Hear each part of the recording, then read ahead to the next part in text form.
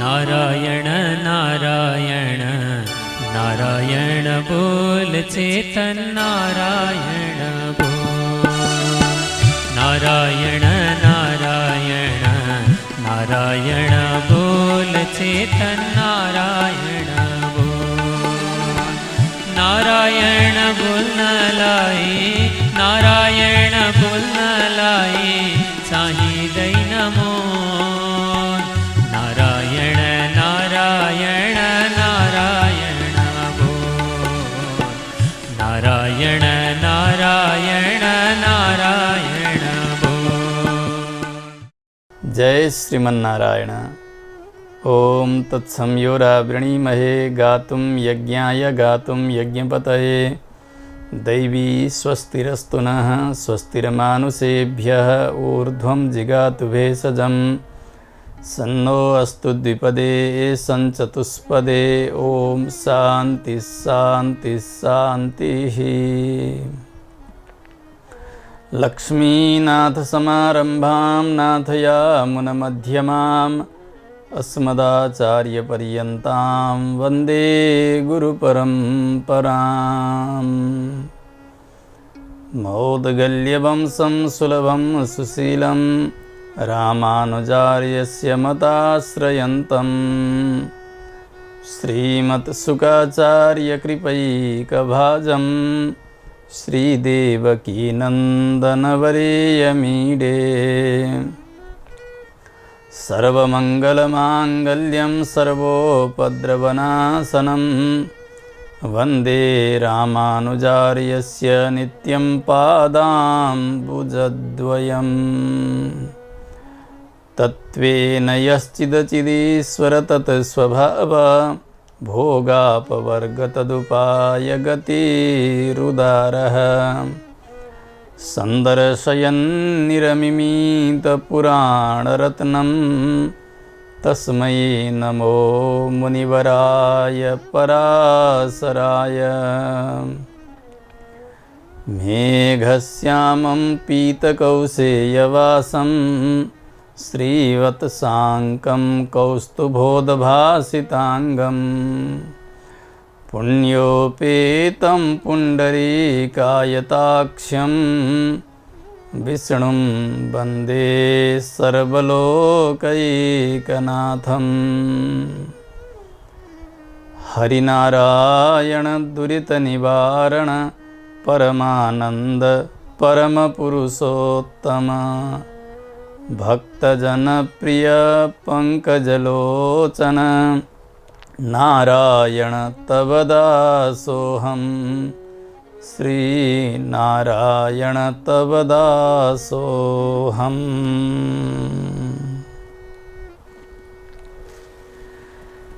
अखिल हेय प्रत्यनीक कल्याणैकतान श्वेतर समस्त वस्तु विलक्षण अनंत ज्ञानानंदैक स्वरूप परात्पर परब्रह्म परमेश्वर भगवान श्रीमन्नारायण प्रभुलाई सुंदर ढंगबाट परब्रह्मका रूपले प्रतिपादन गर्ने शास्त्र श्री विष्णु पुराण।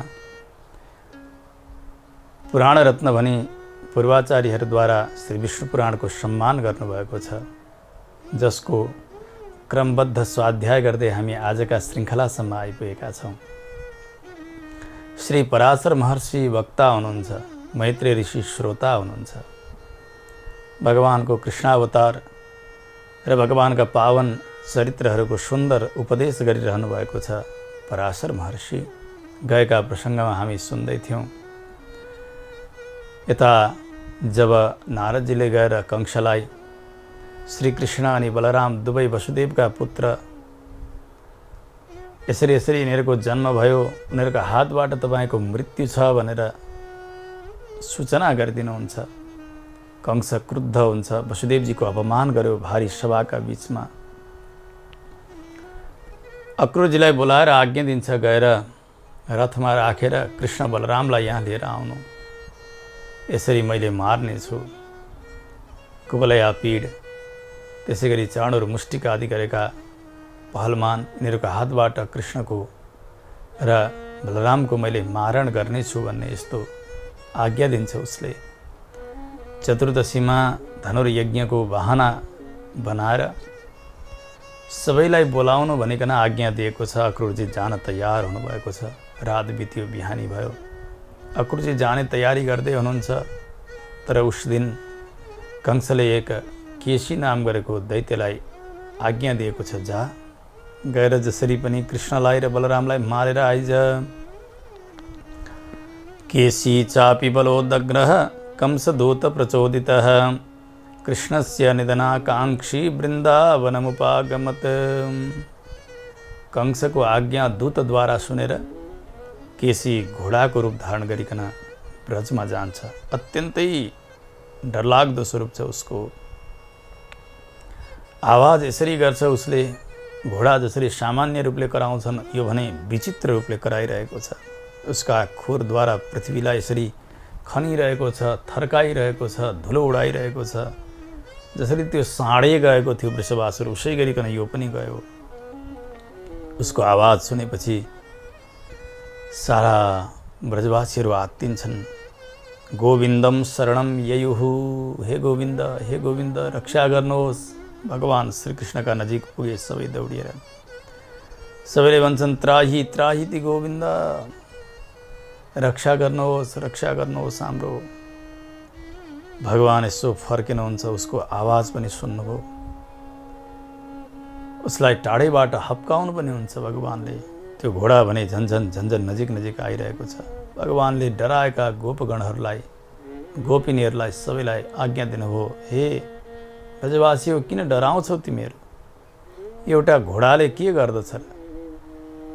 तिमीहरू यति बलिया छौ, म यति बलियो छु, बलदेवजी बलियो हुनुहुन्छ, तिमीहरू त्यसै डराइरहन्छौ? काम छैन?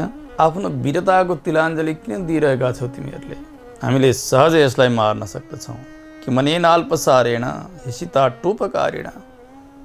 यो काम बिनाको यो घोडाले कराए भन्दैमा यसरी डराउन पर्छ र?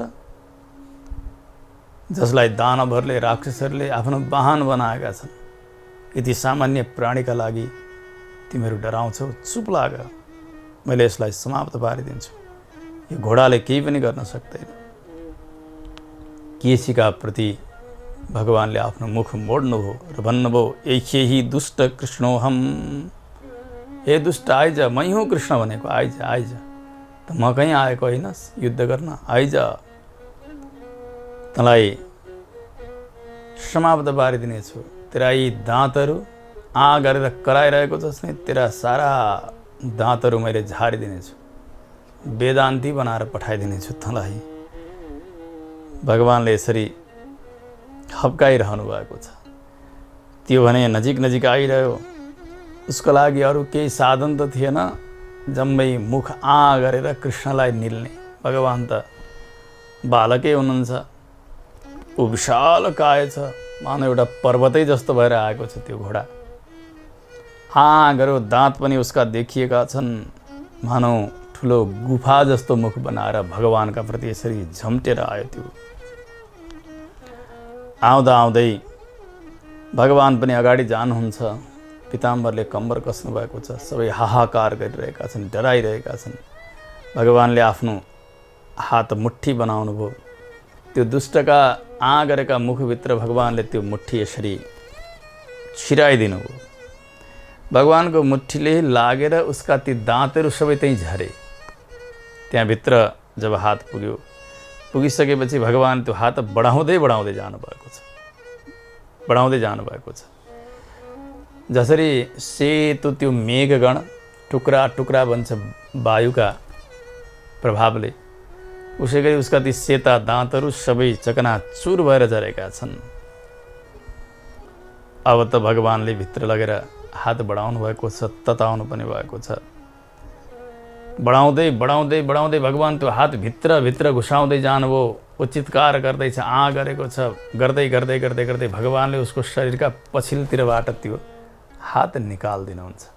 मलमूत्र त्याग्यो, उसका आँखा झरेका छन्, रगत छादेको छ, फिँज काटेको छ। पहिले त बमन गर्दै थियो, गर्दा अब रगतको खोलो बग्यो। विशाल शरीर भएको त्यो केसी दैत्य दुई भागमा फाटेर भूमिमा लडेको छ।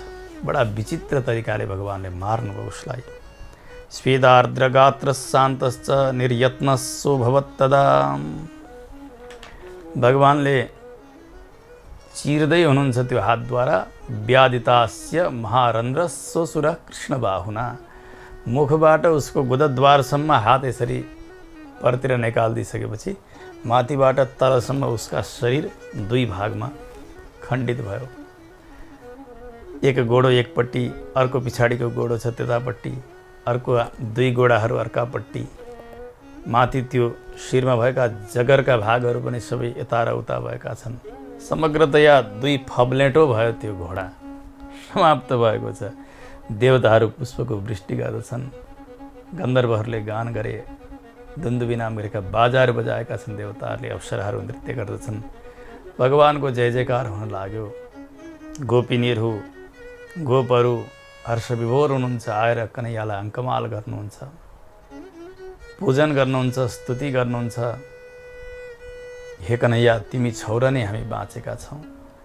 ब्रजमा पल पलमा आपत्ति नै आपत्ति आइरहेका छन्, तर ती कुनै आपत्तिबाट पनि हाम्रो केही अनिष्ट भइरहेको छैन।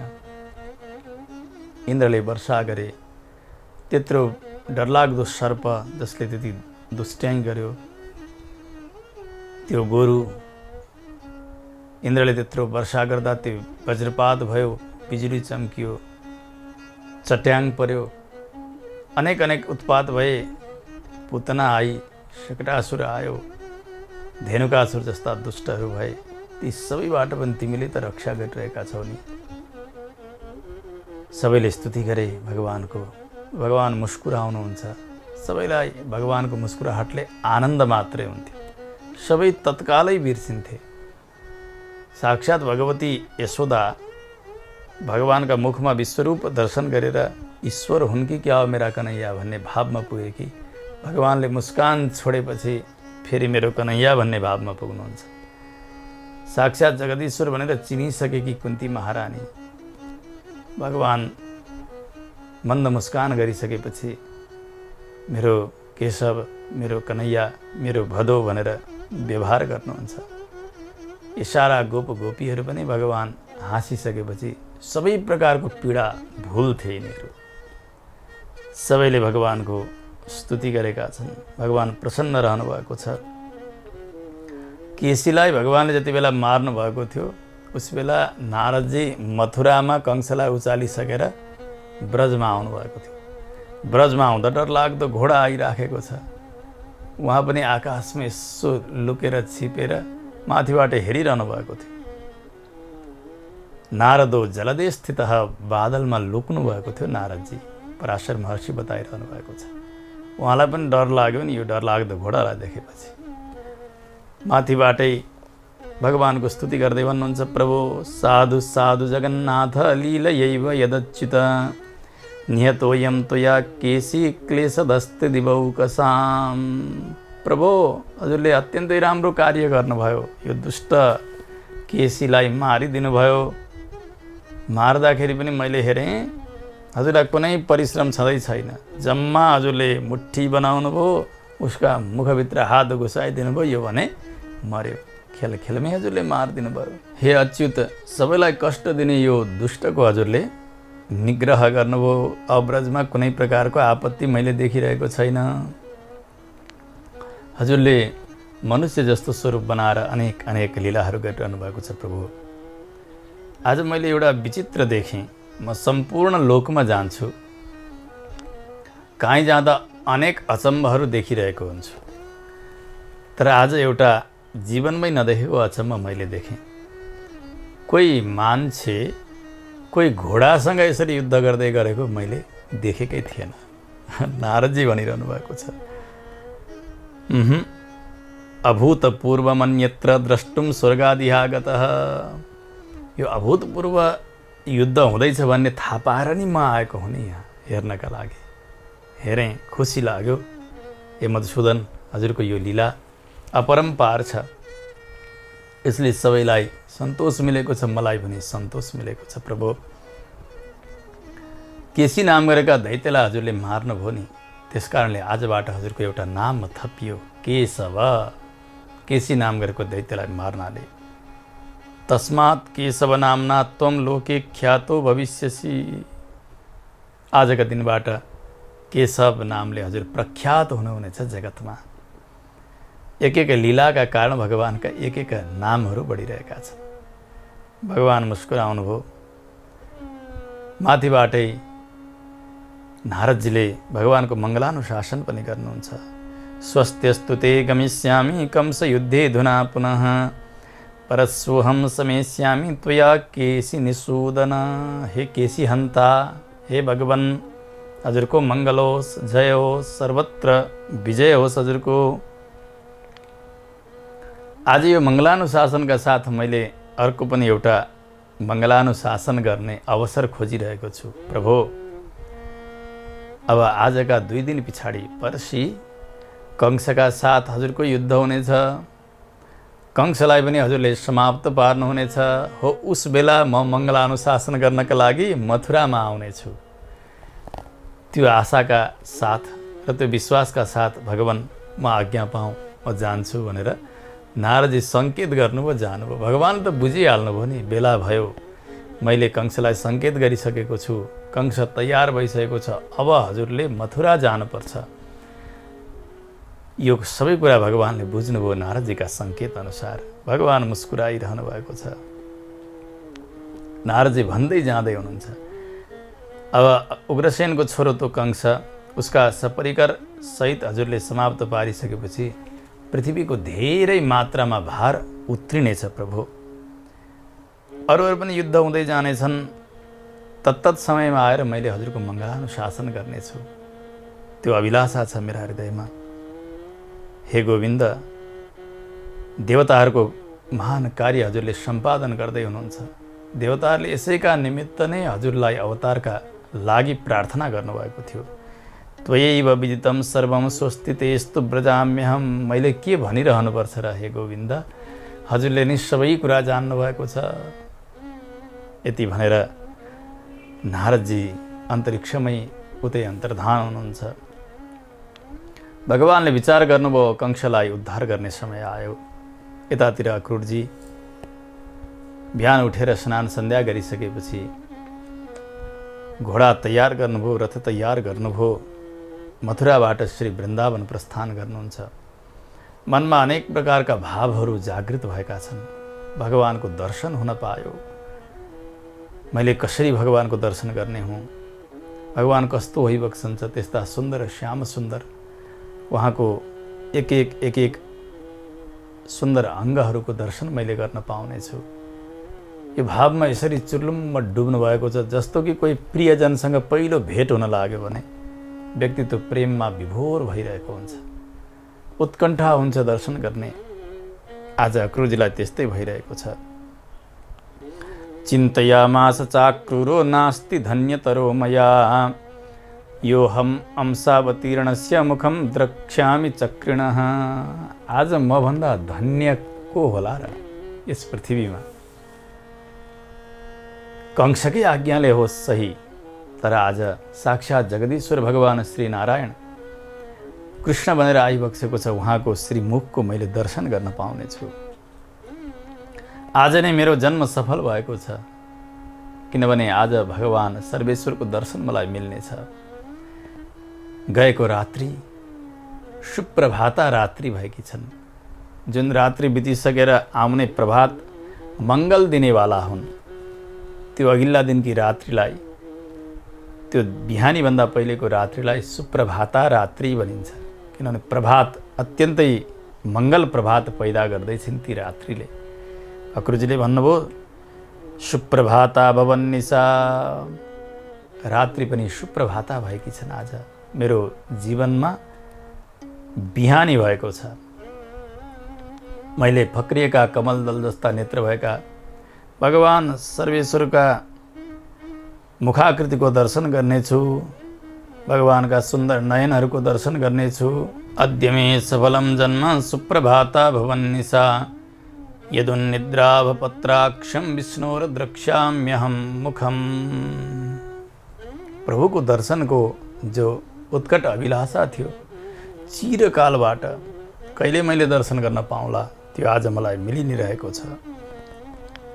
भगवानको स्मरण गर्नाले मात्र पनि अनेकन जन्मका पाप राशिहरू सबै नष्ट भएर जान्छन्।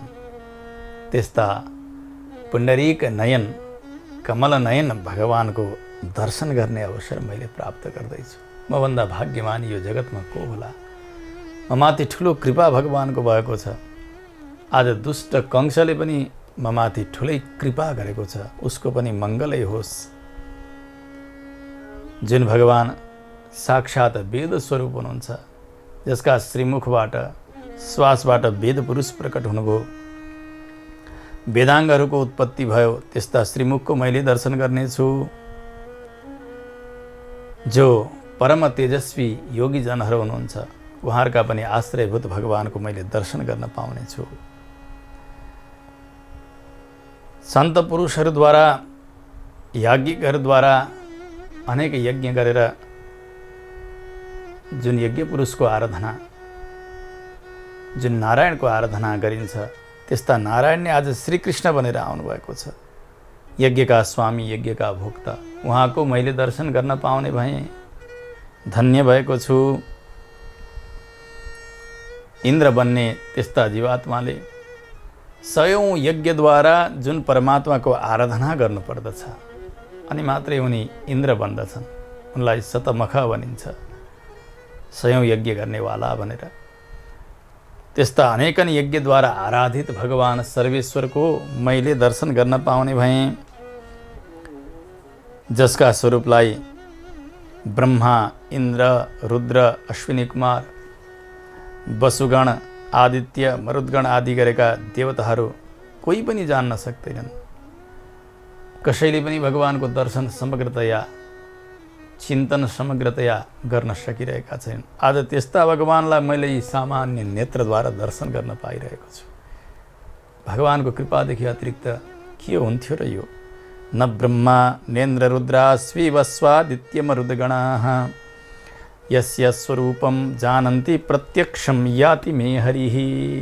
बडे बडे ज्ञानीहरू, ध्यानीहरू जुन स्वरूपलाई प्राप्त गर्नका लागि तडपिरहेका छन्, विदेशी वसनकाद्यैः ध्यातुम अत्यन्त दूरम, ब्रह्मा, शङ्कर, शनकादि ऋषि देवताहरू जसले परब्रह्म परमात्मालाई आफ्नो ध्यानको विषय बनाउन सकिराख्नु भएको छैन, त्यस्ता प्रभुलाई मैले यिनै नेत्रद्वारा दर्शन गर्न पाउने भएँ।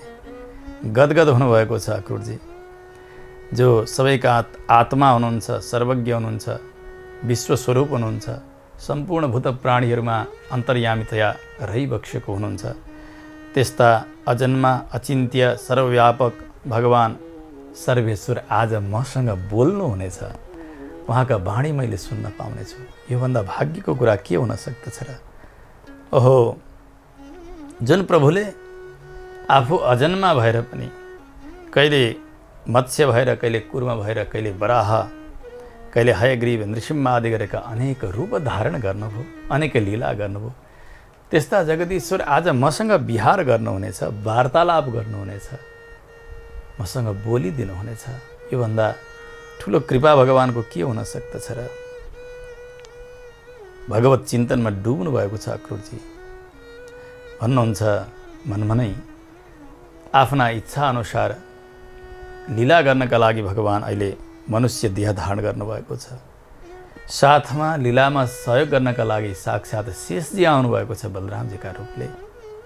भगवानकै विभूति जुन शेषजीले सम्पूर्ण पृथ्वीलाई आफ्ना शिरमा धारण गर्नुभएको छ, संसारका हितका निमित्त आज अवतार ग्रहण गरेर आउनुभएको छ। उहाँहरूले मलाई अक्रूर भनेर प्रेमले बोलाउनु हुनेछ। योभन्दा ठुलो कृपा के हुन्छ र ममाथि? जुन परमात्माका मायाले व्यक्ति पिता, पुत्र, सुहृद अनि भाइ, माता, बन्धु इत्यादि मोहमा फस्दछ, त्यो मायाका पासमा बाँधिन्छ व्यक्ति, यसबाट पार पाउनलाई असमर्थ हुन्छ। आज स्वयं मायापति जसले मायाको रचना गर्नुभएको छ, मायालाई अधीनस्थ गर्नुभएको छ, त्यस्ता भगवान आज मसँग बोल्नुहुनेछ। त्यस्ता प्रभुको मैले दर्शन गर्न पाउनेछु। बडे बडे योगीहरू पनि मायापतिको दर्शनका निमित्त तडपिरहेका छन्, पाइरहेका छैनन्। यो भगवानकै कृपाले मलाई मिलेको छ। जुन परमात्मालाई आफ्नो हृदयमा साक्षात्कार गर्ने योगीहरूले मायालाई सहजै पार तर्न सक्छन्। त्यस्ता प्रभु जो अविद्याका नाशक हुनुहुन्छ, त्यस्ता प्रभुलाई बार बार वन्दना छ। योग माया मययाय तस्मै विद्यात्मने नमः। ज्ञानस्वरूप परमात्मालाई वन्दना छ। याज्ञिकहरूले यज्ञपुरुष भनेर जसलाई सम्बोधन गर्नुहुन्छ अनि सात्वत वंशी यादव भगवत भक्त उहाँहरूले भने वासुदेव भनेर जसलाई वन्दना गर्नुहुन्छ। वेदान्तलाई जान्नेवाला त्यस्ता ज्ञानीजनहरूले विष्णु भनेर जुन तत्त्वलाई बताउनुहुन्छ हो, त्यस्ता प्रभुलाई बार बार वन्दना छ। त्यस्ता प्रभुको मलाई आज साक्षात्कार भइरहेको छ। जहाँ जहाँ भगवान रहनुहुन्छ त्यो समग्र भगवानको इच्छा हो। उहाँ कहीँ पनि रहनुहुन्छ, सम्पूर्ण जगतलाई आफूमा धारण गर्नुहुन्छ। सद्रूप असद्रूप सबै प्रकारको यो स्थितिलाई आफ्नो अधीनस्थ गर्नुभएको छ प्रभुले। त्यस्ता प्रभु जसको स्मरण मात्रले सम्पूर्ण अमङ्गलहरू नाश भएर व्यक्तिले मङ्गलै मङ्गल प्राप्त गर्दछ हो। यस्ता प्रभु उहाँका शरणमा म पुग्दैछु। भगवानको ठुलो कृपा भयो। भगवानका ती सुन्दर चरणको मैले दर्शन गर्नेछु। भगवानका एक एक सुकोमल अङ्गहरूको अनुभव गर्नेछु। मन्द मुस्कुराहटको दर्शन गर्नेछु। भगवानको दिव्य श्रृङ्गारको दर्शन गर्नेछु। भगवानका किरीट कुण्डल इत्यादि सबै दर्शन गरेर म अत्यन्तै आनन्दमा डुब्नेछु भनेर अक्रूरजी भगवत प्रेममा चुर्लुम्म डुब्नुभयो। कोही प्रियजनका साथमा मिल्नका लागि दौडिँदै गरेको व्यक्ति होस्, त्यहाँ हुने आनन्दको कल्पनाले गर्दा यहाँ हुने मार्गको कष्टलाई पनि उसले बिर्सिएको हुन्छ। त्यो धेरै लामो समय पनि उसलाई एक पल जस्तो लाग्दछ। प्रेमको उद्रेक जब बढ्दछ यो स्थितिमा पुग्छ व्यक्ति। आज अक्रूरजीलाई त्यस्तै भइरहेको छ। उहाँले ती रथका घोडाहरू धपाउन बिर्सिरहनु भएको छ। बिहान सूर्योदयका समयमा मथुराबाट वृन्दावनका लागि प्रस्थान गर्नुभएको अक्रूरजी ती घोडाहरू भने आफ्नै सुरमा हरिया दुबाहरू चर्दै घाँस चर्दै चर्दै बिस्तारी बिस्तारी अगाडि बढिरहेका छन्। घोडा धपाए पो घोडा अगाडि चल्थे। उनीहरू पनि आफ्नै सुरमा गइरहेका छन्। अक्रूरजी आफ्नै आनन्दमा मग्न भइरहनु भएको छ। यस्तो हुँदै गयो। सूर्यास्त हुने हुने बेला भइसकेपछि अक्रूरजी ब्रजमा पुग्नुहुन्छ। इत्थं सञ्चिन्तयन् विष्णुं भक्ति नम्रात्म मानसः अक्रूरो गोकुलं प्राप्तः किञ्चित् सूर्ये विराजति। सूर्यास्त हुन बाँकी नै छ। अलिकति डाँडा डाँडामा पुग्नु भएको छ। सूर्यदेव पुग्नुभयो। श्रीमद् भागवतका अनुसार त ब्रजभूमिमा पुग्ने बित्तिकै भगवानका ती चरण चिन्हहरू ब्रजका धुलामा देख्ने बित्तिकै मेरा प्रभुको चरण रज भनेर रथबाट तल झर्नुहुन्छ। त्यहीँ लडीबडी गर्नुहुन्छ। ब्रजको त्यो रज आफ्ना शरीरभरि दल्नुहुन्छ। त्यहाँ पनि आनन्दमा डुब्नुहुन्छ। त्यस पछाडि फेरि रथ अगाडि बढाउनुहुन्छ। बिस्तारै बिस्तारै नन्द भवनका अघिल्तिर पुग्नुभयो। भगवान उस समयमा बलरामजीका साथमा गौशालामा हुनुहुन्छ। बाछाहरू छन्। बाछाका बिचमा भगवान देखिनु भएको छ। वत्स मध्यगतम फुल्ल नीलोत्पलदलच्छविम भगवान बस्नुभएको छ। भगवानका श्री विग्रहबाट नील कमलको जसरी कान्ति आउँछ उसै गरी आइरहेको छ। बलरामजी पनि हुनुहुन्छ।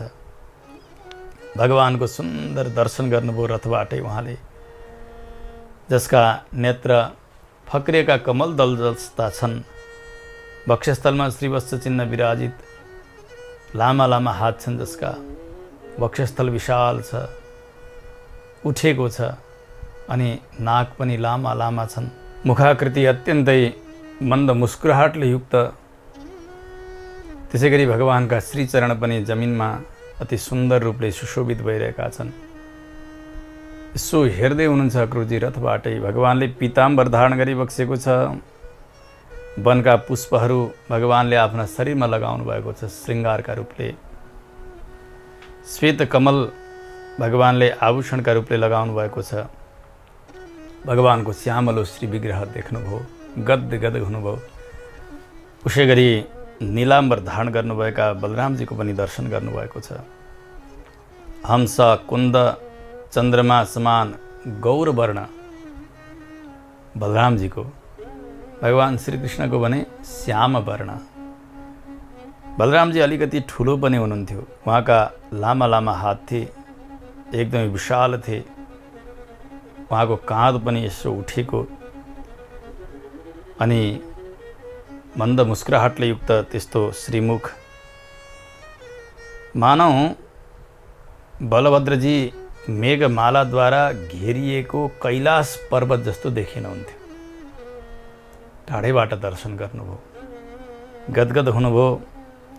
अक्रूरजी अब रथबाट तल झर्ने समयमा अनेक प्रकारको कल्पना गरिरहनु भएको छ। जो चिज आफूले देख्न चाहेको हो, जसको प्राप्तिका लागि तीव्रता रहन्छ, व्यग्रता रहन्छ व्यक्तिलाई, त्यो भेटिसकेपछि उसको आनन्दको सीमा रहँदैन।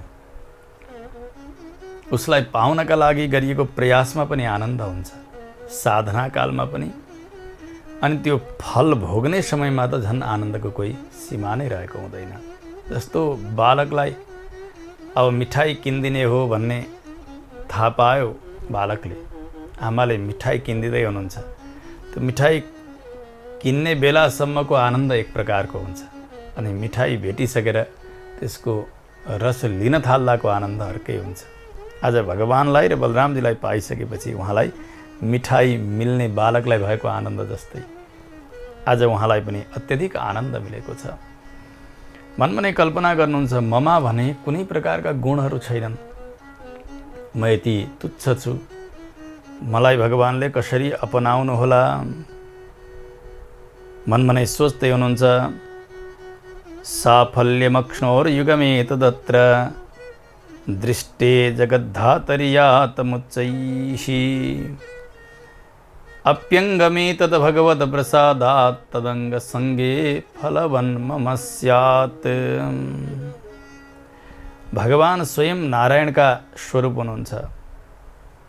यी दुवै भगवानकै स्वरूप, भगवानकै अवतार, परमपद परम स्वरूप हुनुहुन्छ। त्यस्ता भगवान जगतका एकमात्र रक्षक, उहाँलाई दर्शन गर्न मैले पाएँ यी दुई नेत्रद्वारा। आज मेरा यी नेत्रहरू सफल भएका छन्, मेरो जीवन सफल भएको छ।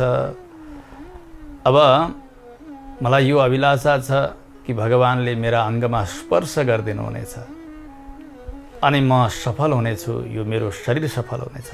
तर के मलाई भगवानले यसरी स्पर्श गर्नुहोला र त्यसरी प्रभुको कृपा बन्ला र ममा त्यो योग्यता छ र? अक्रूरजी फेरि आफैमा शङ्का गर्नुहुन्छ। त्यसै गरी चिन्तन गर्दै हुनुहुन्छ, जसको औँलाको स्पर्श मात्रद्वारा अत्यधिक पापी व्यक्ति पनि निष्पाप हुन्छ।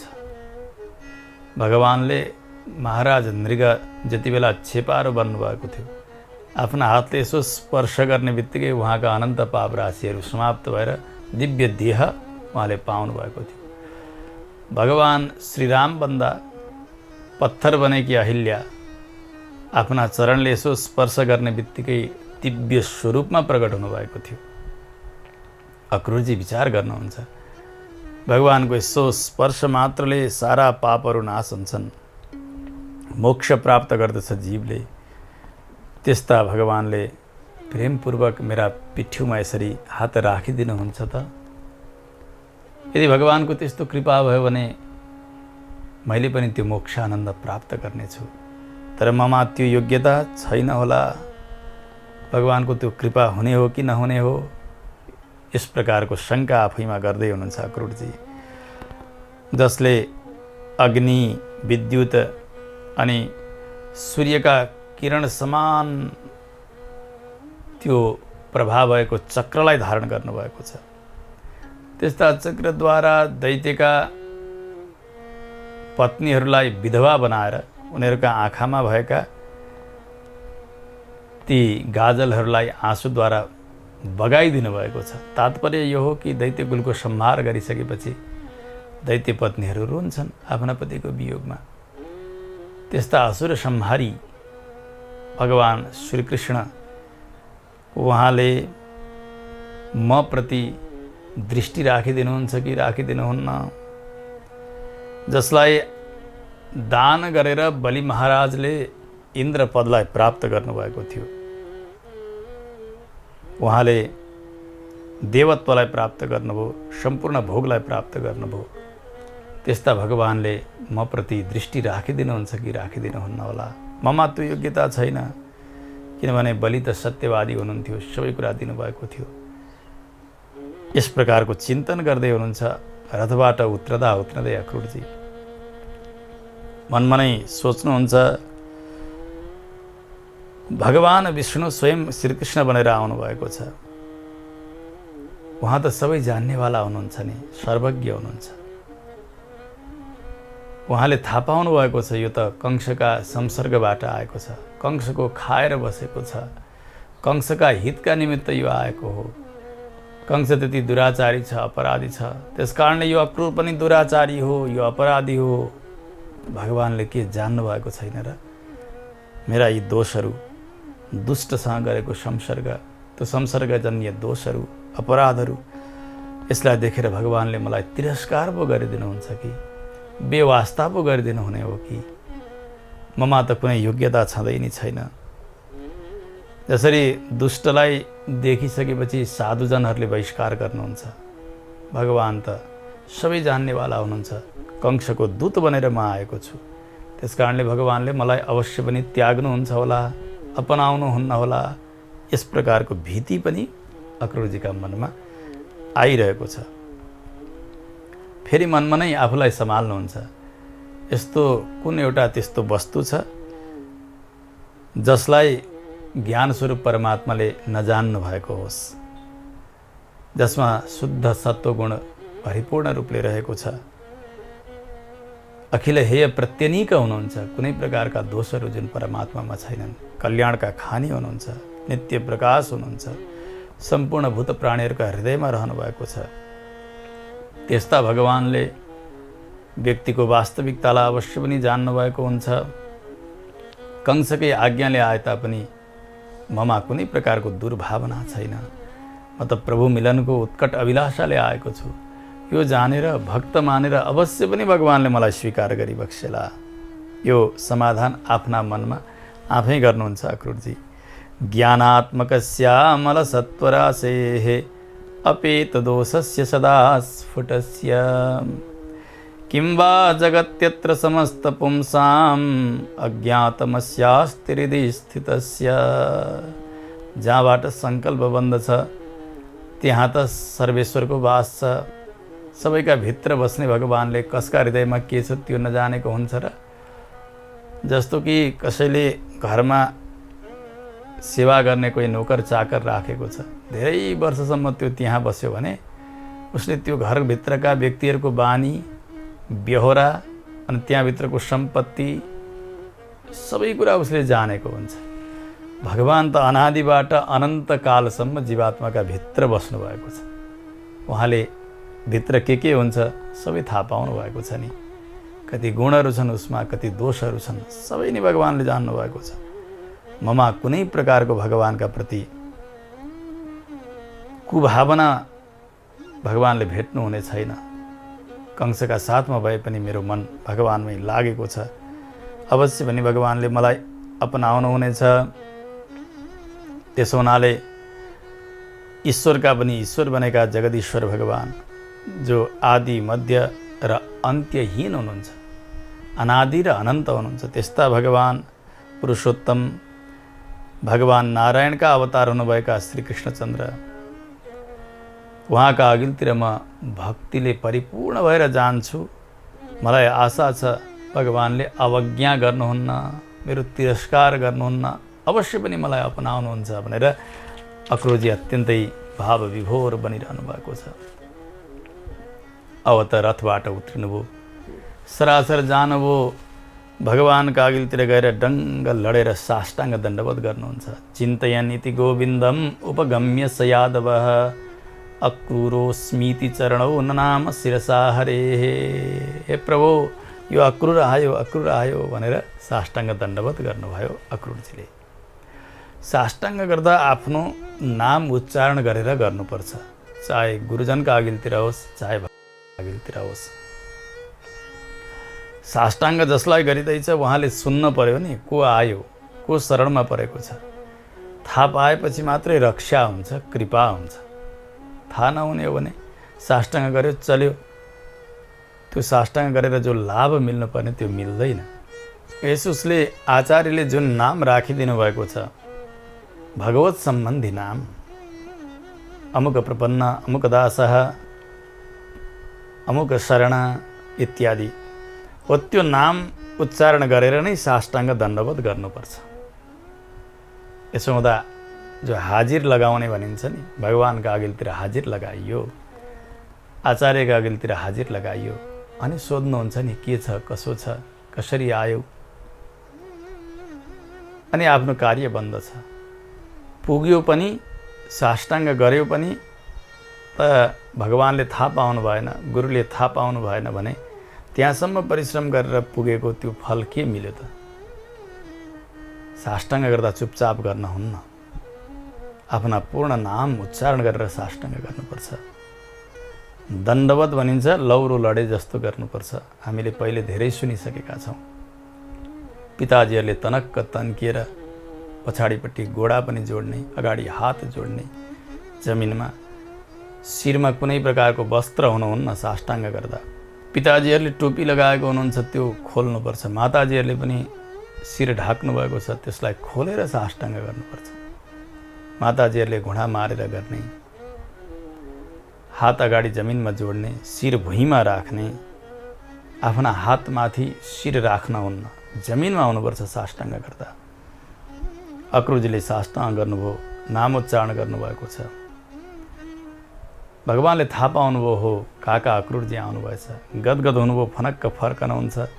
साष्टाङ्ग गर्दै गर्नुभएका अक्रुरजीलाई एक हातले समाउनु भयो एकपट्टि भगवान्ले, अर्कापट्टि बलरामजीले समाउनु भएको छ। जुरुक्क उठाउनुहुन्छ। उठाइसकेर भगवान्ले गाढा आलिङ्गन गर्नुभयो। संस्पृश्याकृष्य च प्रीत्या सुगाढम परिसस्वजे। भगवान्ले अङ्कमाल गरिसकेपछि ब्रह्मानन्दमा प्राप्त हुनुभयो अक्रुरजी। मानव अहिले नै उहाँको मोक्ष भयो। यो भाग्य कसलाई खुल्दछ र भगवानको कृपा बिना? रामावतारमा भरतजीले यो सौभाग्य प्राप्त गर्नुभएको थियो। चित्रकूटमा भगवान्ले उठाएर यसै गरिकन गाढा आलिङ्गन गर्नुभएको थियो। आज अक्रुरजीले प्राप्त गर्नुभयो, हर्षका हाँसो बगाउनु भएको छ। भगवान् पनि हर्षले विभोर हुनुभएको छ। यथोचित बन्धन सम्पन्न भयो। बोल्न सकिरहनु भएको छैन। न त अक्रुरजी बोल्न सक्नु भएको छ, न भगवान् बोल्न सक्नु भएको छ, न बलदेवजी बोल्न सक्नु भएको छ। दुवै भाइले अक्रुरजीका एक एक हात समाउनु भएको छ। अब गौशालाबाट बिस्तारै भवनतर्फ लिएर आउन आँट्नुभयो। काका जाउँ। ततः प्रविष्टौ समृष्टौ तमादायात्म मन्दिरम। भित्र लिएर जानुभयो। नन्द बाबा पनि अत्यन्तै हर्षित हुनुभयो। यथोचित प्रणाम गर्नुहुन्छ। यशोदा मैया उसै गरी पुलकित हुनुभएको छ। लगेर आसनमा राख्नुभयो भगवान्ले। भगवान् अक्रुरजीका चरण प्रक्षालन गर्नका लागि तयार हुनुभएको छ। महाभागवतहरू, त्यस्ता ज्ञानीहरू कोही आउनुभयो भने उहाँहरूको चरण प्रक्षालन गर्ने, पूजन गर्ने यो एउटा शास्त्रीय शिष्टाचार हो। भगवान् जगदीश्वर हुनुहुन्थ्यो। भगवान्ले के सेवा गर्नु पर्थ्यो र अक्रुरजीको? तर पनि वैष्णवजनहरूको सेवा कसरी गर्नुपर्छ, भागवतजनहरूको आराधना कसरी गर्नुपर्छ, यो मर्यादा यहाँ सिकाइरहनु भएको छ। श्रीमद् भागवतमा बताउनुहुन्छ, प्रक्षाल्य विधिवत पादौ। विधिपूर्वक चरण प्रक्षालन गर्नुभयो भगवान्ले। बलरामजी पनि साथमा हुनुहुन्छ। अर्घ्यपाद्य आचमन धूप दीप नैवेद्यादि समग्र सामग्रीद्वारा यथोचित सेवा गर्नुभयो अक्रुरजीको प्रभुले। अनेक प्रकारका पकवानहरू तयार भएका छन्, फलहरू तयार छन्। मा यशोदाले तयार गर्नुभएको छ।